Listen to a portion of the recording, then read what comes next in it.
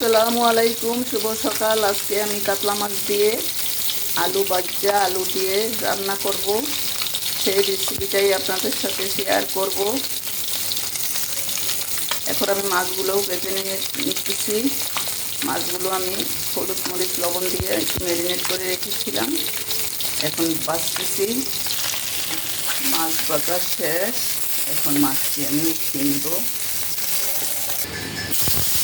আলুগুলো ভেজে নিব।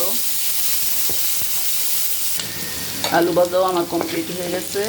এখন আমি ময় মশলা কষিয়ে মাছটা রান্না করব। আলু আমার বাসার মধ্যে সবাই পছন্দ করে।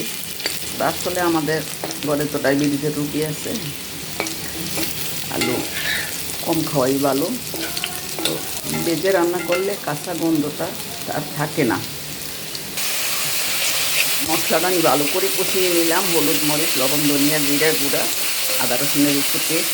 আদা খুবই কম, মাছের মধ্যে আদা খাই না, খুব কম। রসুনের পেস্ট একটু পরিমাণ মতো দিলাম। আর এই মাছটার মধ্যে এই আলু দিয়ে মাছ রান্না করলে আপনার একটু পেঁয়াজের বাটা দিই।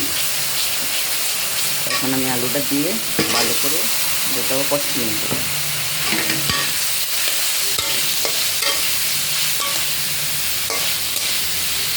মশলা কষানো আমার আলুটা কষানো শেষ হয়েছে, যে তেল তেল উঠছে। এখন আমি পরিমাণ মতো পানি দিয়ে মাছটা দিয়ে দিই। আলু যখন বাড়ছি তখনই মোটামুটি সিদ্ধ হয়ে গেছে।